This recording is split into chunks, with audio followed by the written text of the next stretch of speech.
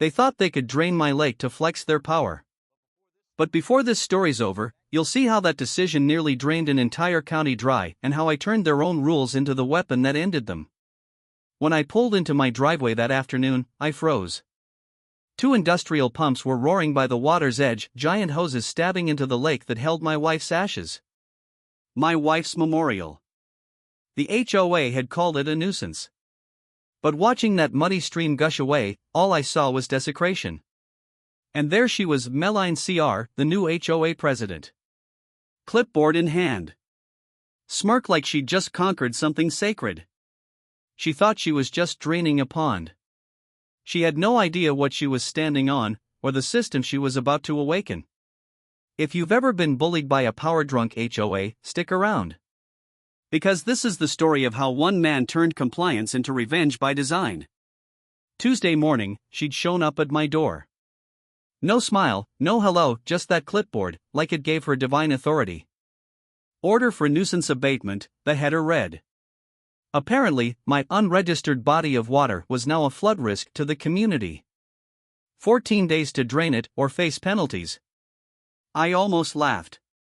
That body of water was Eleanor's lake, spring-fed, reinforced, and engineered to survive a 1,000-year storm. I built it myself. 30 years ago. With permits. With pride. With purpose. But Meline didn't care. She tilted her head, voice dripping with that HOA condescension only bureaucrats can master. The board appreciates your perspective, Tom. But a formal complaint was filed. An expert assessment confirms the risk. Let me see that assessment, I said. She handed over a single page. No seal. No signature. Just a few lazy sentences about potential soil saturation. I'd seen this template before, it was a downloadable landscaping form. This isn't an engineering report, I told her. It's a flyer. Who wrote this? Her smile faltered. Just for a second. Then she hid behind her shield of legalese. We're not at liberty to disclose vendor information due to privacy protocols. Corporate gibberish. A curtain of words meant to make you stop asking questions. So I tried one more time, this time as a neighbor, not a man under attack.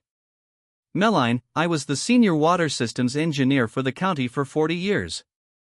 I designed half the drainage in this development. Let me show you the plans, the permits, the math. Beat, soft suspense rise, but that's the thing about people like her. They don't want to understand the system. They just want to control it. And that day, standing on my porch, clipboard in hand, she declared war. What she didn't realize is that beneath that lake, beneath her smug little nuisance, lay a secret valve that controlled everything. And I was the only one who knew how to turn it. I thought I was about to serve her a mountain of paperwork, instead I drove into the sound of an engine that had already started the theft. Tuesday's dismissal still stung. She'd said, flat and final, the board's decision is final. 14 days, Tom, or we will be forced to take action and bill you for the expense. Her sensible shoes clicked down my driveway like a judge's gavel as she left. I closed the door with the order in my hand. It felt like a bad joke. That lake was Eleanor's. We'd planned it together after I retired, the wild dogwoods, the flat stones, the bench where she'd sit with a paperback. When she died, I spread her ashes there. It was the last piece of her I had left. My stomach went cold imagining some clipboard tyrant turning that memory into community green space. So I did the thing anyone sensible would do, I called Frank, my old friend who ran planning for the county. He laughed at first. Then he got serious. Tom, they can't touch that. It's a pre-existing, permitted structure on private land. Your deeds include watershed easements that predate their HOA by 20 years. Zero jurisdiction. Relief washed over me like a warm tide. Frank told me to get the permits, the deed survey, send a certified letter, paperwork would fix it. For 2 days I became a man on a mission. I pulled every permit, every stamped survey, hand-scribbled maintenance logs going back decades, yearly inspection photos, everything. I drove to the records office and came home with a certified plat. I felt smug. I pictured Meline's face when the lawyer served her papers. Then, as I turned onto my street, that smugness evaporated. There was a low, wrong hum, a big gasoline engine working too hard for a quiet neighborhood. I parked and froze. A large unmarked panel truck sat on my lawn. Two thick black hoses snaked from its rear, across my grass, and disappeared toward the lake. My heart lurched. I grabbed the folder tight and ran. I reached the shoreline and saw them, a row of pumps, the water falling away, and Meline standing there, calm as if she'd just completed a chore. What she thought she was doing next would change everything. "You were non-compliant, Tom." That's what she said, while my wife's lake died behind her. Meline stood at the shore like a queen inspecting her victory. Clipboard in hand. Pumps roaring beside her. A young man in a company polo watched as thousands of gallons of crystal water, the lake Eleanor and I built together, poured straight into the storm drain. The water line had dropped 4 feet already. The smooth stone edge Eleanor designed was now just a jagged, muddy scar. Trout flopped helplessly in the shrinking shallows. The ducks circled in chaos, crying out over the roar of the pump. And Eleanor's bench, our bench, sat stranded on a patch of cracked dirt, a grave without flowers. Meline didn't flinch when she saw me running toward her. She smiled. Triumphant. "You were non-compliant, Tom," she said again, her tone syrupy and cruel. We had to take action. The folder in my hands suddenly felt useless. Every stamped permit, every legal proof, it all meant nothing. She hadn't waited 14 days. She hadn't even waited 14 hours. The moment I left, she attacked. I stared at her. Then at the pump. Then at the mud that used to be my wife's reflection. When I finally spoke, my voice was steady. Cold. I told them not to wake the water. The next morning, the circus began. A news van parked out front. A young reporter stood by the muddy crater, his tie crooked, his voice serious. He talked about a dispute over an unauthorized pond. Then they cut to her, Meline, standing in front of the cameras like she was saving the town from disaster. She talked about urgent expert recommendations and public safety, pretending to choke up when she said she sympathized with me. The performance was perfect.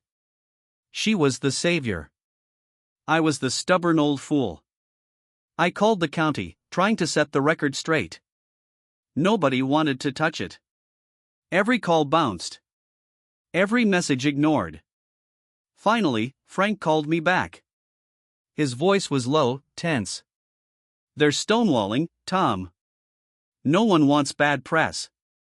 The HOA's too connected. You're on your own." I hung up the phone and looked out at what was left of Eleanor's lake, just a pit of mud in memory. The shock was gone now. What replaced it wasn't panic. It was precision. It was an engineer's anger, cold, methodical, and patient. And if Meline thought she'd drained the last of my power, she was about to learn what happens when you cross the man who built the water itself. Before the week was over, I'd uncover a $120,000 secret buried under my wife's lake and the signature that would blow the whole thing open. I stopped looking at the muddy crater behind my house as a wound. I started looking at it as a crime scene. That afternoon, Sarah showed up at my door with a plate of sandwiches and fire in her eyes. 40 years a teacher, 40 years my neighbor, and not once had I seen her this mad. She sat at my kitchen table, looked out at the wreckage, and said what we were both thinking. "That woman is a menace. What are you going to do?" I slid the fake expert assessment across the table. "Start with this. The lie has fingerprints."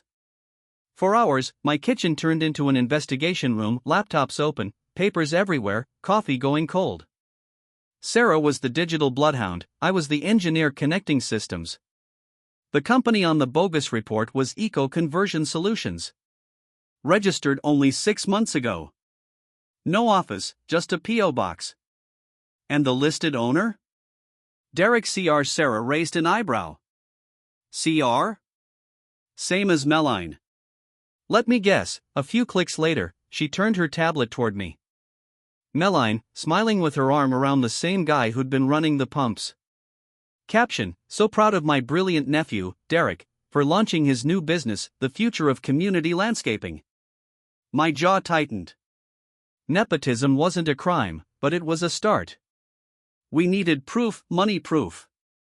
HOA finances are supposed to be public, Sarah muttered. If we can get the bank records, she already had a plan. One phone call later, a friend of hers, Carol, from the HOA Finance Committee, slipped a plain manila envelope into my mailbox. Inside were photocopied bank statements and one key document: Special Project Expenditure, Lakeside Green Initiative. The contract made my blood run cold. Eco Conversion Solutions. Scope: Phase 1 site clearing and organic material removal. Total: $120,000. Payment in full upon signing. And there it was, one signature. Meline CR. No board vote. No authorization.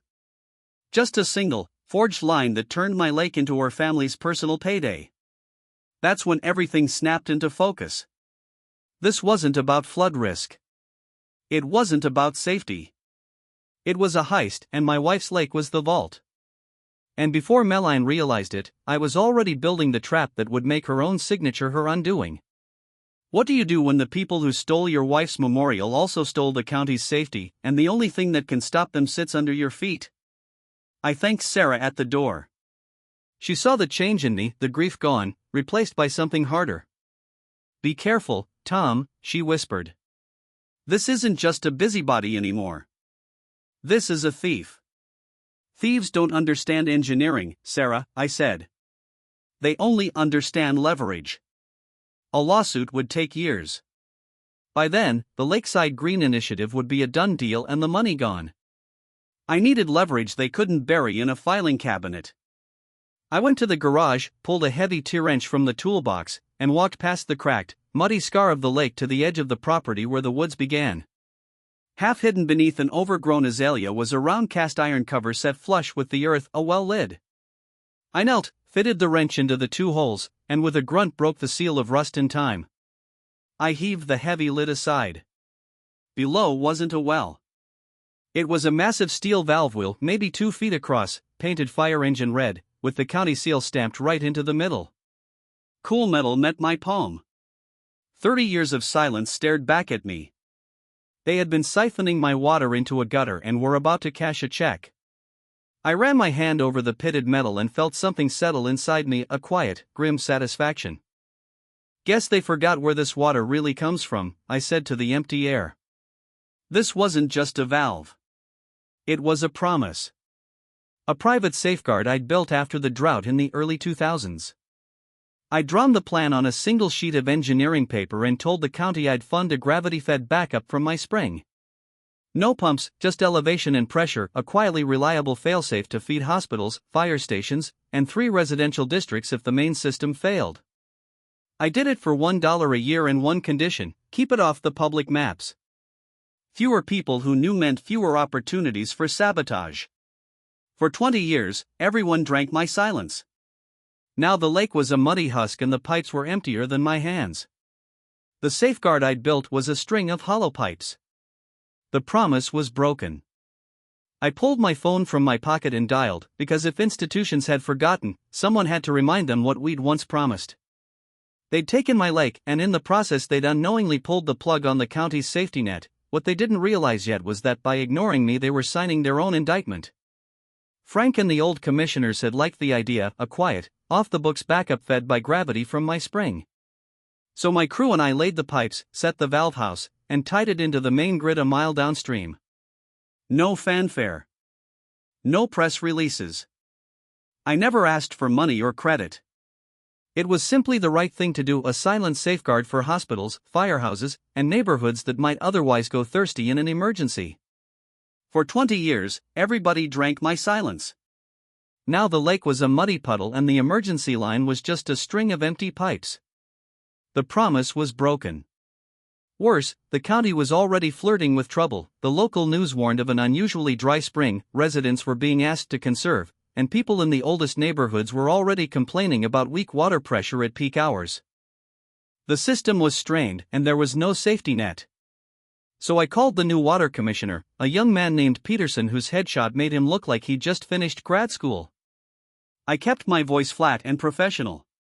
The emergency bypass originating from Blake Reservoir is offline, I told him. The reservoir has been drained by a third party. Your emergency water supply is compromised. There was a long pause.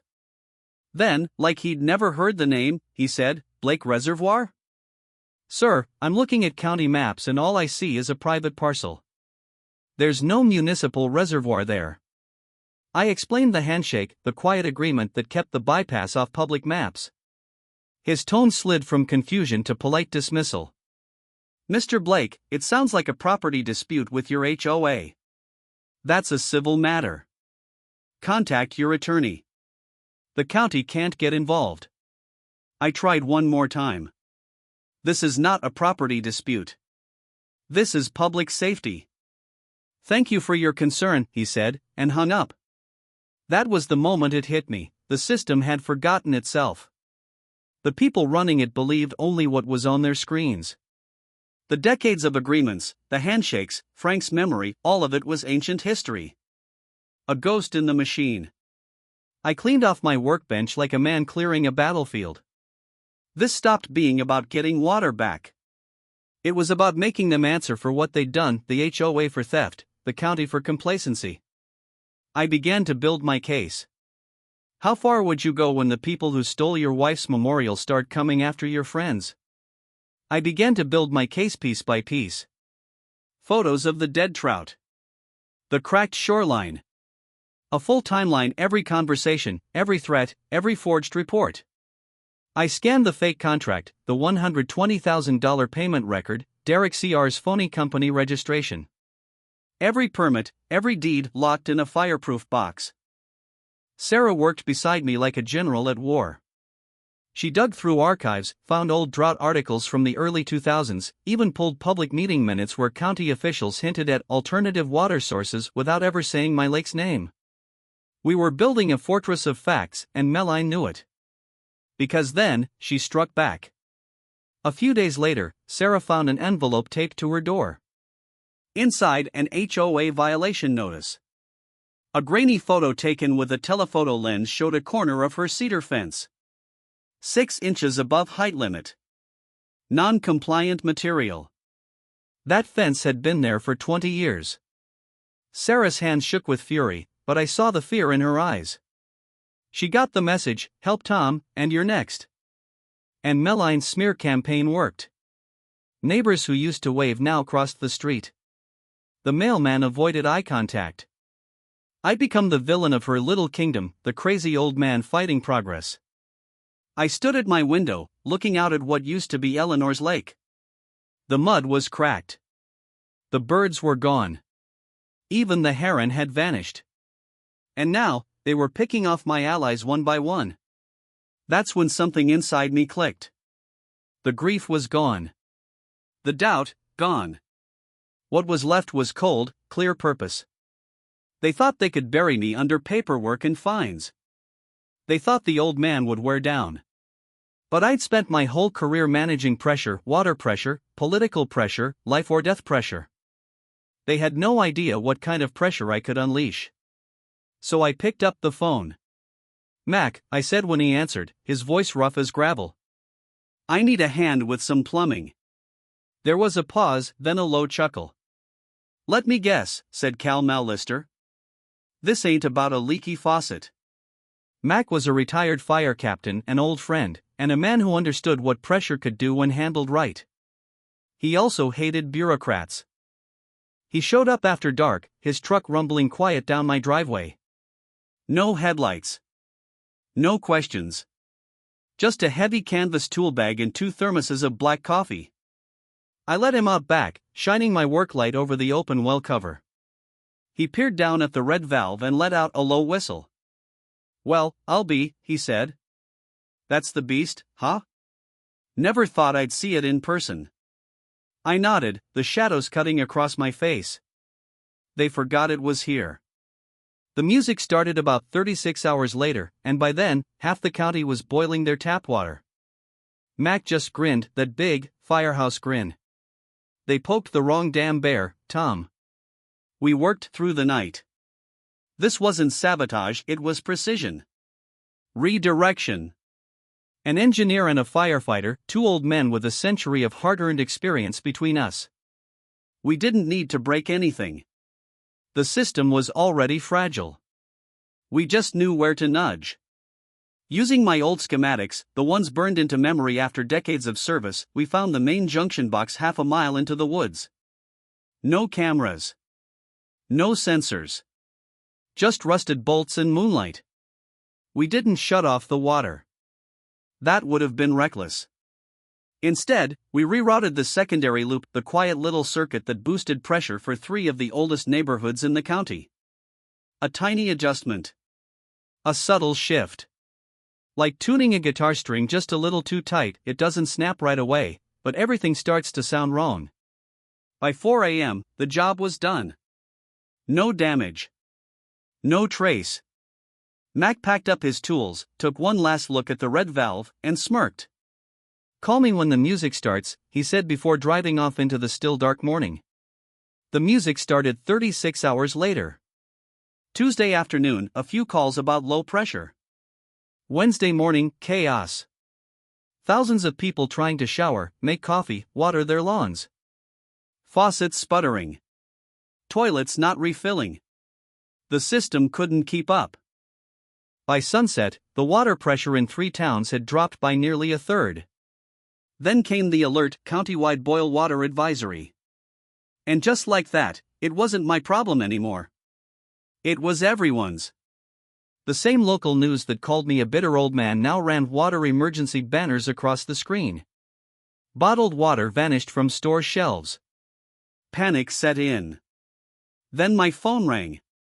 Commissioner Peterson, the kid from the water department who'd dismissed me days ago. His voice was tight, cracking under pressure. "Mr. Blake, we've got a massive drop in the eastern quadrant. My engineers can't find a leak. Your name came up, that backup system you mentioned. I let the silence stretch. Then, quietly, I told you it was a public safety risk. You told me it was a civil matter." He didn't speak for a moment. I could hear the realization creeping in. Then, finally, "What do you know about this, Blake?" I smiled and said, "Check your email." While we talked, I'd sent him a single file, my original engineering schematic. On that map, in clear red ink, I'd drawn the official boundaries of the protected watershed. The line cut straight through the back of my property, right over the area where Meline's nephew had run his pumps. "This wasn't just about my lake, Commissioner," I said. My voice calm, deliberate. "It was about your water, and you let them touch it. I want to hear from Mr. Blake." The words cut through the shouting like a clean break in the storm. And just like that, the room went still. The fallout had been faster than even I expected. For years, no one cared about my lake, just a quiet little pond tucked behind an old man's house. But now that their faucets coughed and their kids couldn't brush their teeth, everyone suddenly cared a lot. At an emergency HOA meeting that night, Meline tried her best to spin it. She called the crisis an unfortunate coincidence. Blamed the county's aging infrastructure. But you could see it, the confidence cracking behind her polished smile. The other board members weren't buying it. Neither were the homeowners, sweating under flickering fluorescent lights while their taps ran dry. Someone demanded to see the contract, the one that drained my lake. Meline refused. Said it was under legal review. Shut the meeting down before anyone could push harder. But the dam had already cracked, and she was standing downstream. What she didn't know was that I still had one card left to play. The part even Frank didn't know.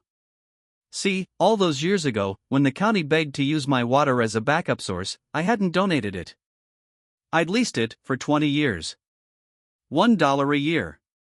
A legal formality, signed, stamped, and filed. And that lease? It expired next Tuesday. Which meant that unless I signed a renewal, the county and by extension, the HOA had no legal right to touch that system again. Not without trespassing on private property. So when the community meeting rolled around, they had to move it from the HOA clubhouse to the high school auditorium. Every seat was full. News vans lined the parking lot, antennas reaching toward the sky like silver weeds. This wasn't about Sarah's fence anymore. Or my dead fish. This was everyone's fight now. People came holding empty jugs and overdue bills. Signs read, "We need water, not green space." The air buzzed with anger and sweat and camera flashes. I waited in the hall until they called the meeting to order. I wasn't alone. Sarah stood beside me, file folder clutched tight. Frank, the old county director, was there too, jaw set, eyes heavy with guilt. Behind him stood half a dozen retired engineers, my people. The ones who'd built the systems this county still relied on, long after politicians took the credit. Mac was in the back, leaning against the wall, arms crossed, just watching. When the doors opened, we walked in together. A ripple spread through the crowd, whispers, cameras lifting, faces turning. I didn't take the podium. I didn't need to. I just sat in the front row, Sarah and the others forming a quiet line beside me. On stage, the board looked like they were waiting for a firing squad. Meline sat dead center, trying to look composed, but her knuckles were white around her pen. She started the meeting with the same tired line, county failure, unrelated to HOA decisions, but the crowd wasn't buying it. Questions flew like stones. Where's the contract? Why did your nephew's company get paid? Who authorized the pumps? The vice president tried to gavel the room into order. He might as well have been shouting into a hurricane. Then came the voice. A woman in the third row stood up, her words clean and sharp enough to slice the noise. I want to hear from Mr. Blake, she said. He's the one you accused. I want to hear his side. The entire room turned toward me. And for the first time in months, maybe years, the silence felt like power. The room was chaos before I even said a word. Voices rose from every corner, angry, demanding. Let him speak. Let Tom speak. Even Meline couldn't stop the wave. She sat there, her perfect little smirk cracking as she finally muttered, "The board recognizes Mr. Blake." Like she was doing me a favor. I walked to the podium. Slow. Measured. Every step echoed through that auditorium. Hundreds of eyes followed me, my neighbors, my critics, the people who'd called me stubborn, paranoid, sentimental. I looked out at them and spoke quietly, like I was explaining a simple formula. My name is Tom Blake. For 40 years, I was your county's senior water engineer. I built the system you're all relying on right now. And I'm the man whose private property was illegally entered and destroyed by your HOA president. The room went still. I didn't shout. I didn't need to. She told you she drained my lake to protect you from a flood. I turned toward Meline, who refused to meet my eyes. That was a lie. I nodded to Sarah, who stood up and handed me her tablet. One tap and the big screen behind the board flickered to life. A shaky cell phone video filled the room. Meline's nephew, Derek, half drunk, waving his phone at a bar. Signed and paid in full. $120 grand, baby. Best part? I get paid twice, once to drain the old man swamp, and again to fill it with flowers. Easiest money I ever made. The room exploded, gasps, shouts, outrage. The video was timestamped 2 days before the pumps even arrived. I cut the screen to black. Let the noise die. Then I spoke low, even, every word deliberate. 1. The HOA has zero legal authority over my lake or the watershed it sits in. None. 2. Draining that lake didn't just destroy my property, it crippled this county's emergency water supply. And 3. That expert report? It was a fake. Written by her own nephew, to cash a $120,000 contract, paid in full, with no board vote. I let the word fraud hang in the air like smoke. Then I delivered the part that hit like a hammer. As of today, the county's 20-year emergency water lease through my property expires. I will not be renewing it. The crowd erupted. Commissioner Peterson went white as a sheet. Even the board looked stunned, whispering to each other like the floor had just dropped out from under them. What does that mean? Someone yelled. I turned to the audience, my voice steady, final. It means this: unless Meline CR and every board member who backed her resign immediately, and the damages are repaid in full, the county's only emergency water source will be permanently cut off. You could have heard a pin drop. And in that silence, everyone realized the same thing. The old man they tried to silence now held all the pressure in his hands. But what came next wasn't part of anyone's plan. The moment the words left my mouth, the room erupted. It was chaos, beautiful, roaring chaos. People were shouting, chairs scraping, voices echoing off the walls of the packed auditorium. Meline shot to her feet, her face the color of a stoplight. She tried to talk over the noise, hammering her mic, shouting something about order, but nobody cared. The crowd was on its feet, chanting like a storm pounding on the walls, "Resign! Resign now!" For the first time since she'd moved into this neighborhood, Meline wasn't in control. She was cornered, a queen without her crown. Then, through the noise, something unexpected happened. Bill, the nervous HOA vice president, slowly stood up. His hands were shaking. He whispered something to the board's attorney, then turned to the podium. He slipped a folded sheet of paper from his jacket pocket and placed it right next to me. "As of this moment," he said, voice trembling but firm, "I, William Chesterfield, tender my resignation from the HOA board, effective immediately." He'd come prepared. He knew this was coming. And like dominoes, 2 more board members followed, standing, pale-faced, dropping their resignation letters on the table one by one. The audience was electric. 3 empty chairs now sat beside Meline, a lineup of silent betrayals. And then, all eyes turned to her. Alone. Exposed. Cornered. Her gaze darted from the crowd to the stage door, and for the first time, she looked afraid. Truly afraid. She grabbed her bag, mumbled something no one could hear, and literally ran off the stage. The crowd roared with triumph. But the victory came faster than anyone expected. Because as she shoved open the back exit door, 2 uniformed sheriff's deputies were already waiting. One of them, a man I recognized from church, stepped forward calmly and said, "Meline CR, you're being detained for questioning regarding environmental tampering and endangerment of public utilities." The door swung shut behind them. The roar of the crowd faded into stunned silence, then rose again, like thunder breaking after a long storm. The tyrant of the HOA was gone. The next morning, my street didn't look like a quiet suburban cul-de-sac. It looked like the front line of a political summit. 2 black sedans with county government plates sat in front of my house. Out stepped Commissioner Peterson, looking like he hadn't slept in days, and beside him, a sharp-eyed woman in a gray suit. The county's chief counsel. They didn't come to threaten. They came to negotiate. We sat at my kitchen table, the same table where Sarah and I had first pieced together the fraud. They laid a thick legal document between us. A new lease proposal. I pushed it aside. "We're not talking about a lease yet," I said quietly. "We're talking about damage." Peterson started stammering about budgets and procedures, but the lawyer raised a hand. Her tone was calm, dangerous. "What are your terms, Mr. Blake?" I didn't hesitate. 2 conditions, I said. Non-negotiable. I leaned forward.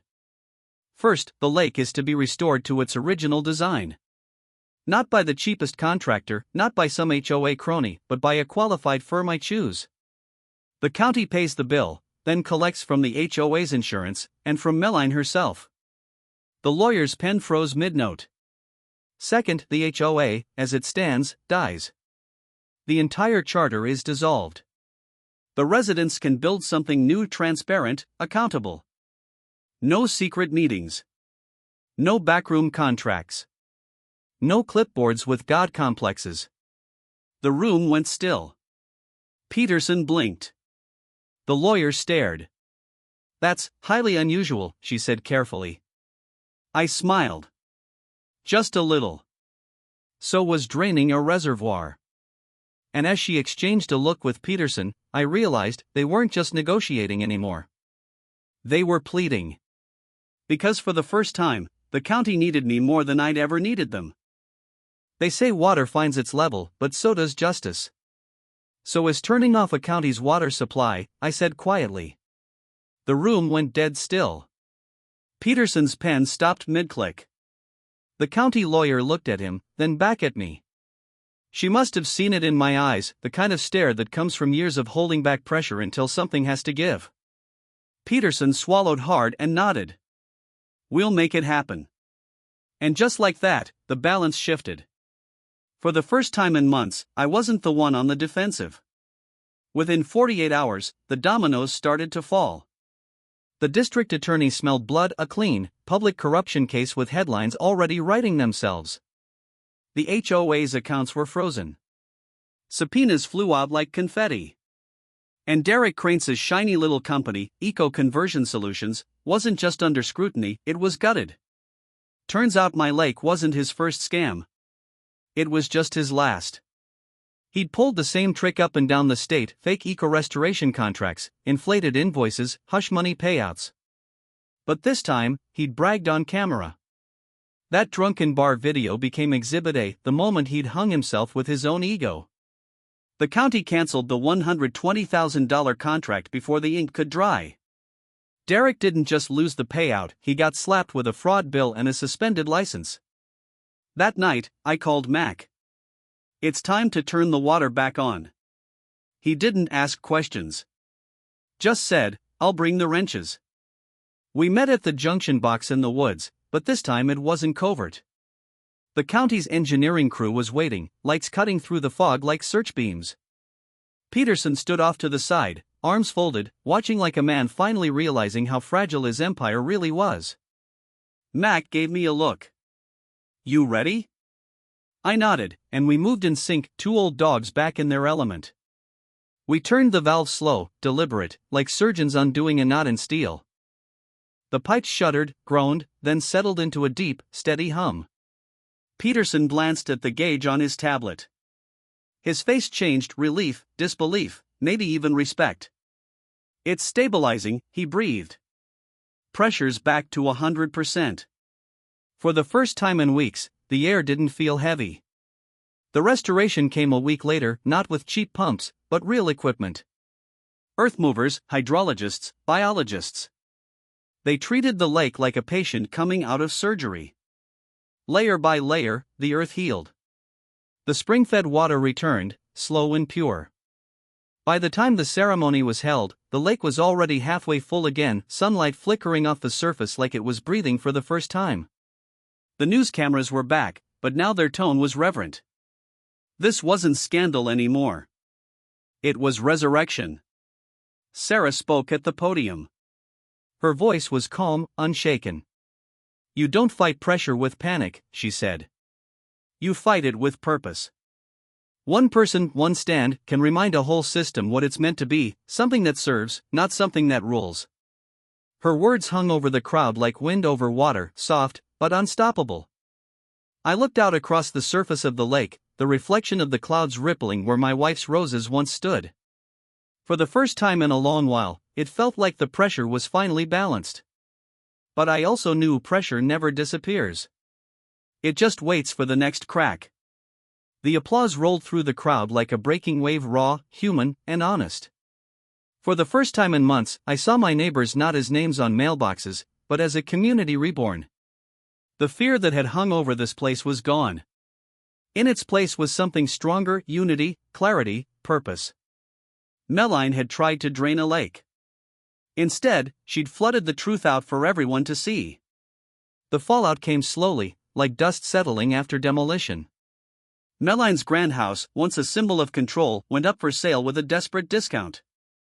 She'd made bail, but between the criminal charges, the county's lawsuits, and the new community board's civil actions, she was finished. No one saw her go. One day there were moving trucks, the next, nothing but an empty driveway and a for sale sign tilting in the wind. She vanished like a rumor, a quiet warning about what happens when power forgets humility. Her nephew Derek didn't fare much better. He took a plea deal, fraud and conspiracy. A fine, probation, and a career turned to ash.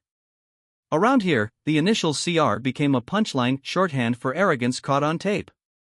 The county kept its word. The old HOA charter, that instrument of pettiness and control, was dissolved. In its place rose something new, a 7-member community board. Real people. Real transparency. Meetings were open, budgets posted online, and decisions made in the daylight. And at the center of it all was Sarah, elected unanimously as the first chairperson. I watched her lead those meetings with the same calm conviction she'd shown from day one. No titles. No fences measured in inches. Just neighbors talking to neighbors again. One quiet Saturday morning, Commissioner Peterson showed up at my door. No press. No lawyers. Just him, looking tired but lighter somehow. He asked to walk the property, and I let him out back, past the newly sprouted cattails, down to the hidden concrete hatch that held the red valve. He stared at it for a long time. The morning light caught the edge of the metal, glinting like an old scar. "We almost lost everything because we forgot this was here," he said softly. "Because I forgot." Weeks later, a small crew came by to install a bronze plaque on the side of the valve house. No speeches. No ribbon cutting. Just a quiet gesture. It read, "In honor of Thomas Blake, who gave quietly, and fought when it mattered." I stood there alone when they left, listening to the steady hum of the water running deep underground, unseen, constant, alive. It wasn't just a memorial. It was a reminder. That pressure never disappears. It only waits for someone to remember how to handle it. Life eventually settled into something that felt steady again. Not the same as before, better. Stronger. Sarah and the new board wasted no time. They built something real, a watershed trust, a community fund meant to protect every stream, every patch of green, every inch of water that gave this place life. For the first time, people weren't just following rules, they were taking ownership. One afternoon, while I was checking the mail, a young man I barely knew walked up. A quiet type, ex-army, newly moved in. He looked at the lake and then at me. "I watched it all happen," he said. "You could have gone in swinging. You didn't. You used their own weight against them. You showed us how to fight without burning the whole thing down." I nodded, and we shook hands, two men who understood that the strongest things in the world aren't built from noise, but from precision. By late fall, the lake was full again. Smooth, glassy, alive. The trees along the bank were on fire with autumn color, orange, red, gold, their reflection rippling softly across the surface. The engineering team had done beautiful work. They even found the old river stones Eleanor had chosen decades ago, each one carefully replaced exactly where she'd set them. And the bench, they restored that too. I'd had her name carved into the backrest myself, Eleanor Blake, 1954 to 2018. The ducks had returned. A new family, gliding through the reeds. The heron, too, same as before, standing in the shallows, patient, silent, eternal. I brought my coffee down to the bench and sat, feeling the familiar grain of the wood beneath my hands. The air was cool, the world quiet. Only the soft sound of the water lapping at the stones. For months, everything had been noise, sirens, shouting, legal chaos. But now, there was stillness. The kind Eleanor loved. The kind you fight for. The lake's quiet again, just how she liked it. But now, it knows how to roar. Subscribe to witness how one quiet voice can turn a tidal wave of corruption into truth. Then like the video, if the calm after the storm made you feel the weight of what was fought for. And tell me in the comments, if it were your lake, your legacy, would you have fought or walked away?